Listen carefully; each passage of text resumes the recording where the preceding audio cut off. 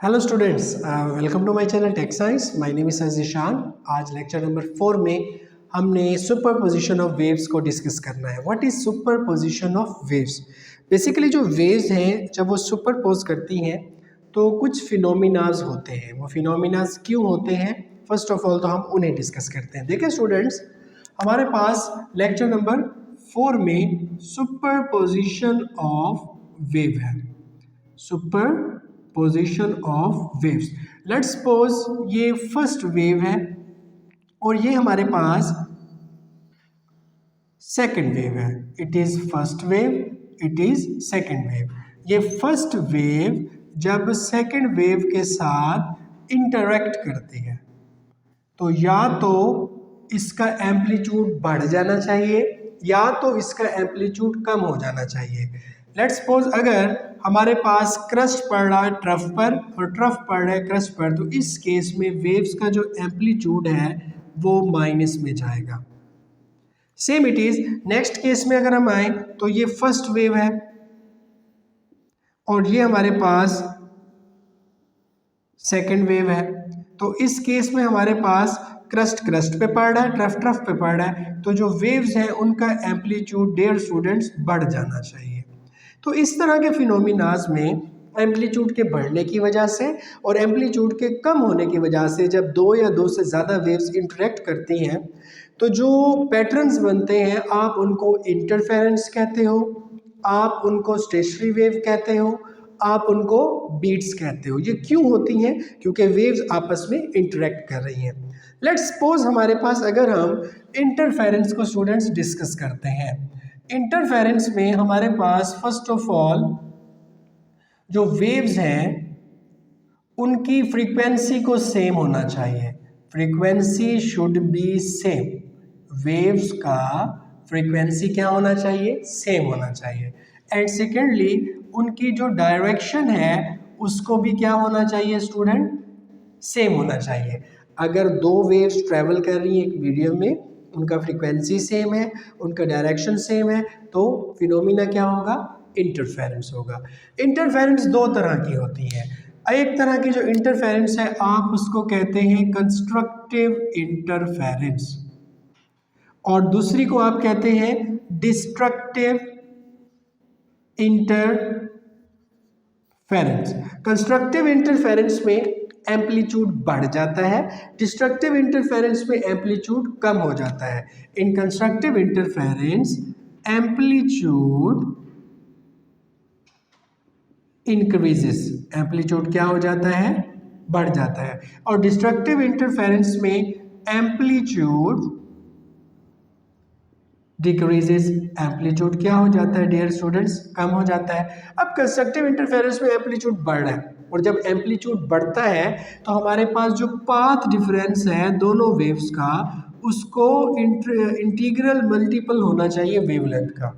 It should be integral multiple of wavelength. उससे wavelength का integral multiple होना चाहिए। अब पाथ डिफरेंस स्टूडेंट्स हमारे पास डेल एस है और इंटीग्रल मल्टीपल के लिए हम क्या ले लेते हैं? एन लैम्डा ले लेते हैं। सो ये हमारे पास कंस्ट्रक्टिव इंटरफेरेंस का केस है। जब डिस्ट्रक्टिव इंटरफेरेंस के ऊपर हम आते हैं तो स्टूडेंट्स वहाँ पर भी बात होती है पाथ डिफरेंस के बारे में, लेकिन पाथ डिफरेंस को हाफ इंटीग्रल मल्टीपल होना चाहिए किस चीज़ का स्टूडेंट्स? वेवलेंथ का। तो path difference should be half integral multiple of wavelength. It is called destructive interference. अब स्टूडेंट्स ये तो हमारे पास फर्स्ट फिनोमिना हो गया इंटरफेरेंस का। अब हम आते हैं इंटरफेरेंस के बाद बीट्स के ऊपर। नेक्स्ट थिंग हमारे पास है बीट्स। बीट्स क्या होते हैं? देखिए बाज़ दफ़ा आपने म्यूज़िकल साउंड्स में सुना होगा बीट्स ऐसे आवाज़ आती है क्योंकि लाउड साउंड में एकदम एम्पलीट्यूड कम हो जाता है, तो वो जो जगहें होती हैं ना छोटी छोटी, आप उनको बीट्स कहते हैं। तो बीट्स के लिए हमारे पास दो वेव्स जब मीडियम के अंदर ट्रेवल कर रही हैं, two waves are moving in a same medium, उनकी जो फ्रीक्वेंसी है वो क्या हो स्टूडेंट्स? स्लाइटली डिफरेंट हो। फ्रीक्वेंसी को क्या होना चाहिए? स्लाइटली डिफरेंट होना चाहिए। लेकिन जो डायरेक्शन है वो क्या हो स्टूडेंट, सेम हो। तो जब डायरेक्शन सेम हो और फ्रीक्वेंसी स्लाइटली डिफरेंट हो तो जो फिनोमिना होता है वेव की सुपरपोजिशन का, आप उसको बीट्स कहते हैं। बेसिकली जो number of beats per second होते हैं वो इक्वल होते हैं डिफरेंस ऑफ फ्रीक्वेंसी के। तो हम लिख सकते हैं difference of frequency is equal to number of beats per second। तो difference of frequency is equal to number of beats per second. तो ये हमारे पास बीट से रिलेटेड आ जाता है। ये हमारे पास इंटरफेरेंस हो गया, ये हमारे पास बीट्स हो गया।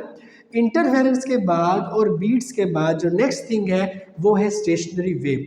स्टूडेंट स्टेशनरी वेव कब बनती है, देखिए आप, स्टेशनरी वेव्स, स्टेशनरी वेव्स को बनाने के लिए हमारे पास first of all two waves को, ये वेव वन मूव करना चाहिए अपोजिट डायरेक्शन में।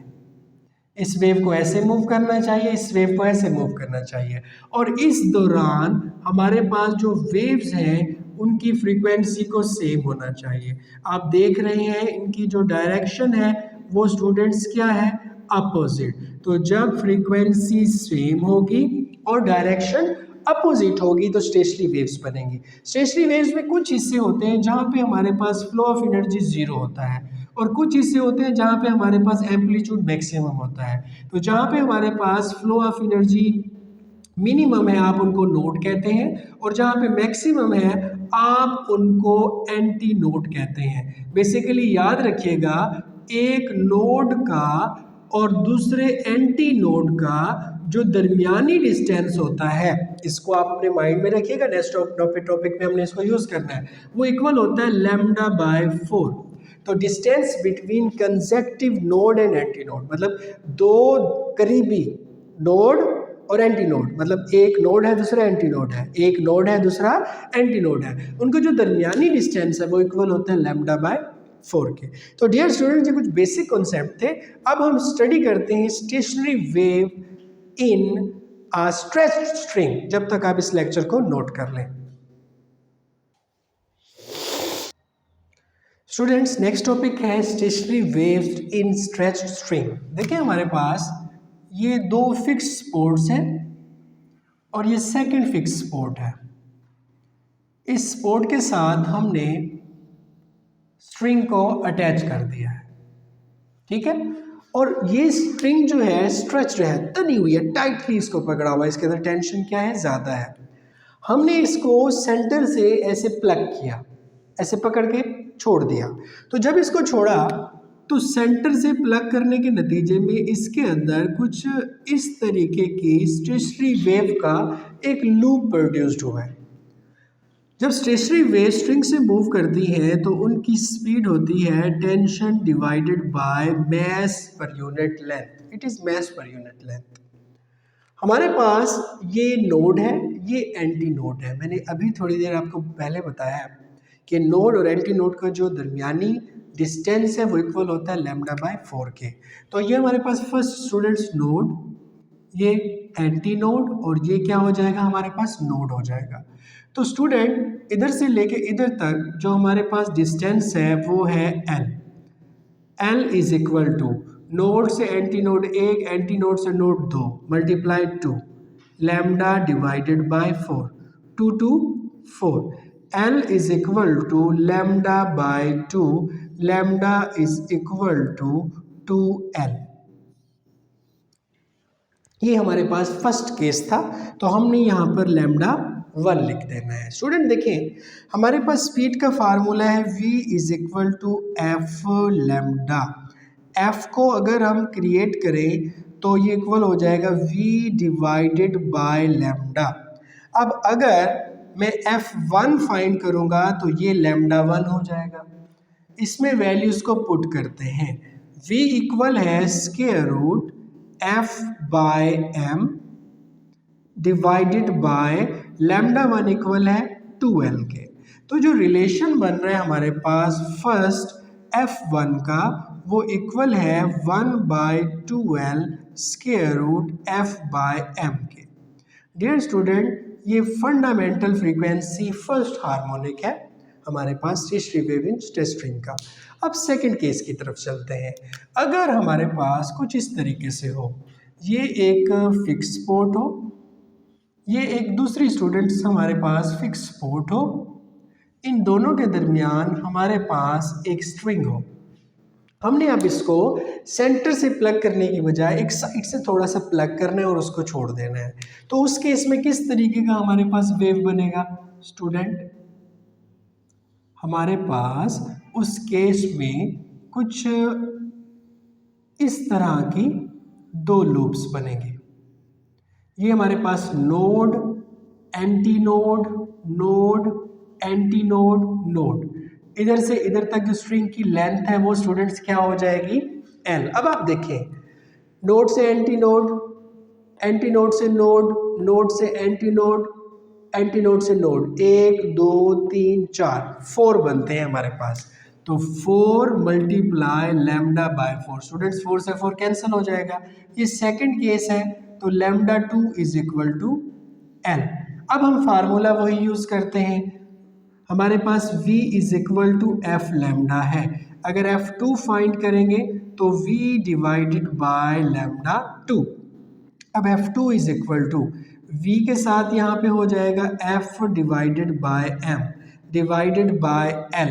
स्टूडेंट्स अगर हम इसको ऐसे लिखना चाहें 1/2l square root f by m तो कोई इशू तो नहीं है क्योंकि ये ऑलरेडी डिवाइड में है। अब आप देखें यहाँ पे f2 नज़र आ रहा है आपको, अगर मैं इसको 2 पे डिवाइड कर दूं और 2 से मल्टीप्लाई कर दूं, स्टूडेंट्स कोई फ़र्क तो नहीं पड़ता इस पे। 2 से डिवाइड किया, 2 से मल्टीप्लाई किया, 2 से 2 कैंसिल हो जाएंगे हमारे पास। तो 1/2l square root f by m किस चीज़ के इक्वल है? 1/2l square root f by m हमारे पास ये वाला फैक्टर f1 के इक्वल है।